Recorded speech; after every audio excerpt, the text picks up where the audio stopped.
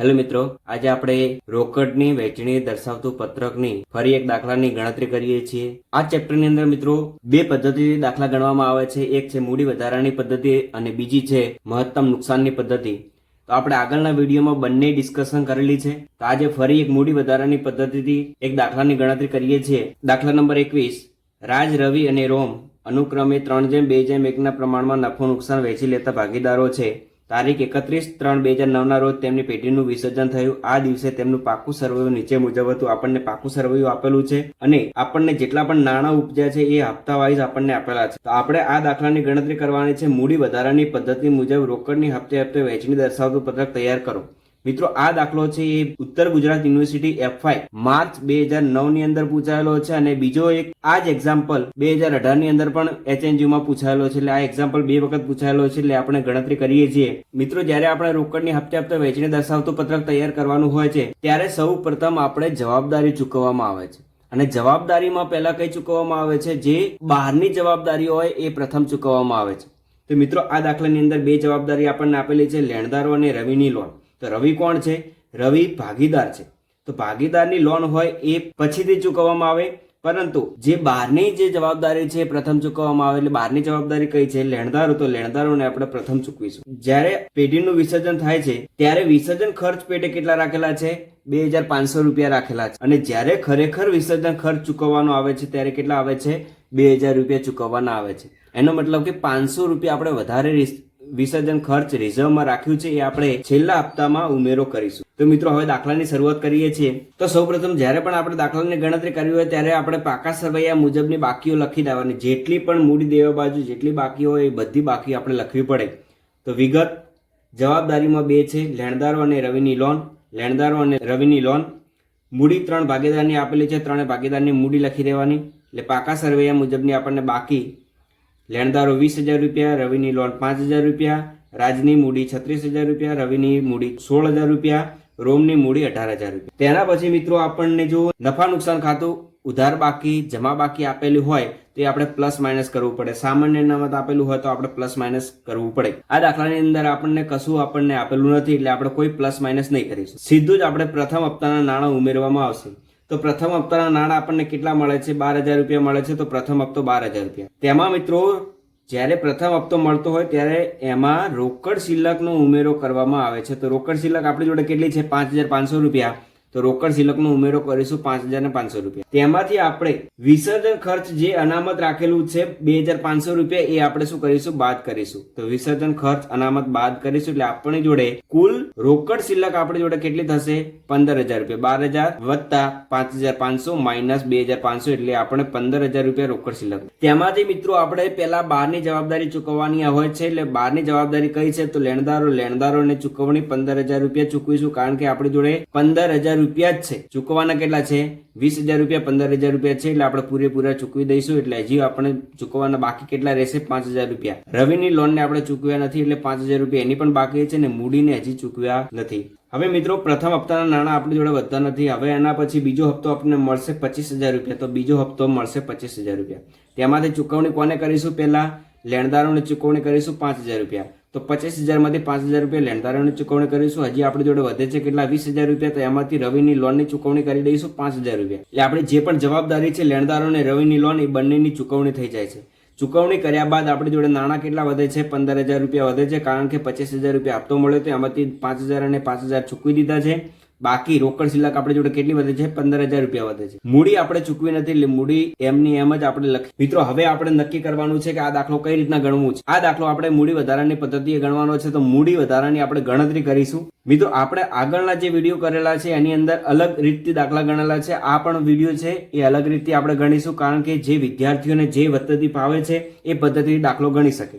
તો આપણે જે અગાઉના દાખલા ગણેલા છે એમાં પણ અલગ પદ્ધતિથી દાખલો ગણેલો છે. આ પણ અલગ પદ્ધતિથી દાખલો ગણીશું. જે અગાઉના દાખલા ગણેલા છે એ આપણે પાયાની મૂડી તરીકે ગણીને દાખલા ગણેલા છે. ધારો કે વાળી રીત કરી. તો આ આપણે દાખલા ગણીશું. સીધી રીતે આવેલી છે તો એ આપણે દાખલા ગણીશું. તો વિગત 3 ભાગીદારોની મૂડી, નફા નુકસાન વહેંચણીનું પ્રમાણ આપણને આપેલું છે. ભાગીદારોનું 3:2:1 નું પ્રમાણ આપેલું છે એટલે એ આપણે લખી દઈશું. ચોખ્ખી ચૂકવવાની બાકી કેટલી મૂડી છે? તો આપણે ચૂકવવાની બાકી જે પણ અહીંયા જવાબ આવે છે એ જ મૂડી ધ્યાનમાં લેવી. પ્રથમ મૂડી ધ્યાનમાં નહીં લેવાની. આપણે ક્યારે લેવાની? જ્યારે પણ ચૂકવવાની બાકી આવે છે એ જ મૂડી ધ્યાનમાં લેવાની, એટલે 36,000 રૂપિયા, 16,000 રૂપિયા અને 18,000 રૂપિયા બાકી આવે છે. હવે મિત્રો પાયાની મૂડી આપણે ગણવાની છે. તો પાયાની મૂડી રાજ, રવિ અને રોમ 3 ભાગીદારો છે. તો 3 ભાગીદારોનું નામ લખી દઈશું. 3 ભાગીદારોની મૂડી કેટલી છે? 36,000 રૂપિયા. તો 36,000 એનું પ્રમાણ કેટલું છે? 3. તો 36,000 ભાગ્યા 3 એટલે કેટલી આવશે? 12,000 રૂપિયા. બીજા ભાગીદારની મૂડી કેટલી છે? 16,000. 16,000 ભાગ્યા 2 એટલે પાયાની મૂડી કેટલી આવશે? 8,000 રૂપિયા. ત્રીજો ભાગીદાર રોમ, રોમની મૂડી કેટલી છે? 18,000 ભાગ્યા 1 એટલે એની મૂડી કેટલી આવશે? 18,000. મિત્રો જ્યારે પણ પાયાની મૂડી ગણીએ છીએ તો તેમાં સૌથી ઓછી મૂડી હોય એ પાયાની મૂડી ગણતરી કરવી પડે. એટલે સૌથી ઓછી મૂડી કેટલી આવે છે? 8,000 રૂપિયા સૌથી ઓછી મૂડી આવે. તો 8,000 રૂપિયાને આપણે પાયાની મૂડી તરીકે ગણીશું. 3 ભાગીદારોને હવે પ્રમાણમાં વેચીશું. તો 8,000 રૂપિયા સૌથી ઓછી મૂડી છે એને પાયા તરીકે લીધેલી છે. તો 8,000 ગુણ્યા એનું પ્રમાણ કેટલું છે? 3. તો 8,000 ગુણ્યા 3 એટલે 24,000 રૂપિયા પાયાની મૂડી આવશે. 8,000 ગુણ્યા 2 એટલે 16,000 રૂપિયા એની પાયાની મૂડી આવશે. અને 8,000 ગુણ્યા 1 એની પાયાની મૂડી આવશે 8,000 રૂપિયા. ચોખ્ખી ચૂકવવાની બાકી મૂડી છે એમાંથી પાયાની મૂડી બાદ કરીશું એટલે આપણે વધારાની મૂડી મળશે 12,000 રૂપિયા. આમાં નહીં મળે અને આમાં મળશે 10,000 રૂપિયા. મિત્રો હજી 2 ભાગીદારોની વધારાની મૂડી આવે છે પણ પ્રથમ કોને ચૂકવીશું એ આપણે નક્કી કરી શકતા નથી. એ માટે ફરીથી આપણે ગણતરી કરવી પડે પાયાની મૂડી. કારણ કે રવિની મૂડી આપણી જોડે નથી તો આ બંને ભાગીદારોની પાયાની મૂડી ગણતરી કરવી પડે. રાજ અને રોમ 12,000 ભાગ્યા એનું પ્રમાણ કેટલું છે? 3. તો 12,000 ભાગ્યા 3 એટલે 4,000. 10,000 ભાગ્યા 1 કેટલું આવશે? 10,000 રૂપિયા. તો આ બંનેમાંથી સૌથી ઓછી મૂડી કેટલી છે? 4,000 રૂપિયા. તો 4,000 રૂપિયાને પાયાની મૂડી તરીકે ગણી. 4,000 ગુણ્યા એનું પ્રમાણ કેટલું છે? 4,000 ગુણ્યા 3 એટલે 12,000.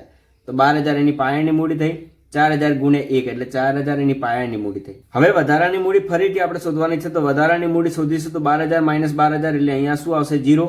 10,000 માઇનસ 4,000 એટલે અહીંયા 6,000. તો પ્રથમ ચૂકવણી કોને કરીશું? રોમની ચૂકવણી કરીશું 6,000 રૂપિયા.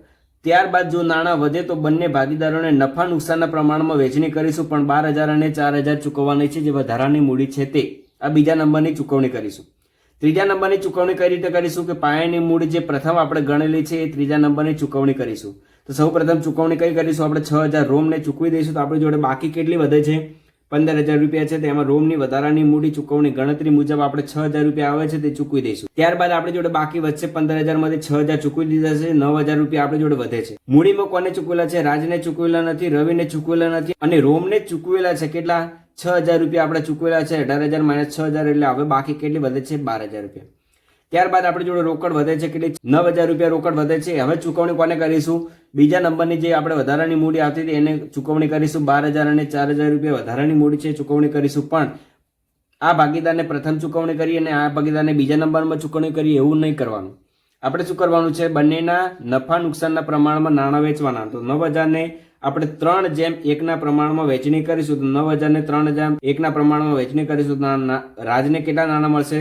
6,750 અને રોમને કેટલા મળશે? 2,250. જે ચૂકવવાની બાકી છે આમાંથી ચૂકવેલા નાણાં આપણે બાદ કરીશું એટલે આપણે બાકી રોકડમાં આપણે જોડે જે રોકડ હતી એ બધી ચૂકવાઈ ગઈ છે એટલે આપણે જોડે રોકડ વધી નથી. હવે મૂડીમાં આ બંનેમાં પ્લસ માઇનસ કરીશું એટલે 29,250 ચૂકવવાના બાકી છે, 16,000 ચૂકવવાના બાકી છે અને 9,750 રૂપિયા ચૂકવવાના બાકી છે. હવે આપણી જોડે નાણાં નથી. હવે ત્રીજા નંબરનો હપ્તો આપણે મળશે 36,500. 36,500 રૂપિયા આપણને નાણાં મળે છે. તેમાં વધારાનો વિસર્જન ખર્ચ આપણી જોડે કેટલું છે? 2500 રૂપિયા વિસર્જન તરીકે રાખેલા હતા પણ ખરેખર ખર્ચ કેટલો થયો? 2,000 રૂપિયા થયો. તો 500 રૂપિયા આપણો વિસર્જન અનામત ખર્ચ છે આપણે ઉમેરો કરીશું. તો વધારાનું વિસર્જન ખર્ચ અનામત 500 રૂપિયા.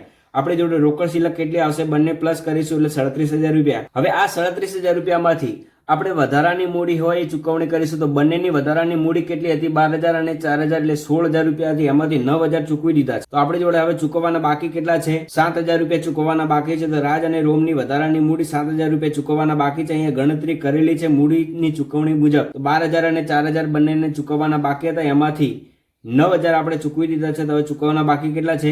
7,000 રૂપિયા ચૂકવવાના બાકી છે. આ 7,000 રૂપિયા આપણે તેમના નફા નુકસાનના પ્રમાણમાં વહેંચણી કરીશું એટલે 5,250 અને 1,750 ચૂકવી દઈશું. હવે બાકી આપણી જોડે કેટલી વધે છે? 37,000 માંથી 7,000 ચૂકવી દીધા. 30,000 આપણી જોડે રોકડ વધે છે. ચૂકવવાની બાકી મૂડી 24,000 રૂપિયા, 16,000 રૂપિયા અને 8,000 રૂપિયા ચૂકવવાની બાકી છે. આ મિત્રો જ્યારે પણ છેલ્લી બાકી આવે છે નફા નુકસાનના પ્રમાણમાં જ હોવી જોઈએ. મિત્રો હવે શું કરવાનું છે? જે આપણી જોડે નાણાં વધે છે 30,000 રૂપિયા એ ત્રણેય ભાગીદારોને તેના નફા નુકસાનના પ્રમાણમાં આપણે વહેંચણી કરવી પડે. તો નફા નુકસાનનું પ્રમાણ કયું છે? 3:2:1 પ્રમાણમાં વહેંચણી કરીશું 30,000 ને. તો 15,000, 10,000 અને 5,000. ચૂકવવાના બાકી 24,000 હતા, એમાંથી ચૂકવ્યા કેટલા? 15,000 રૂપિયા. એટલે ચોખ્ખી મૂડી તૂટ કેટલી આવશે? 9,000 રૂપિયા. રવિની મૂડી કેટલી આવશે? 16,000 માઇનસ 10,000 6,000 રૂપિયા. 8,000 માઇનસ 5,000 3,000 રૂપિયા. મિત્રો જે પણ મૂડી તૂટ આવે છે એ પણ નફા નુકસાનના પ્રમાણમાં જ હોવી જોઈએ. તો મિત્રો આ આપણો દાખલાનો જવાબ થઈ ગયો.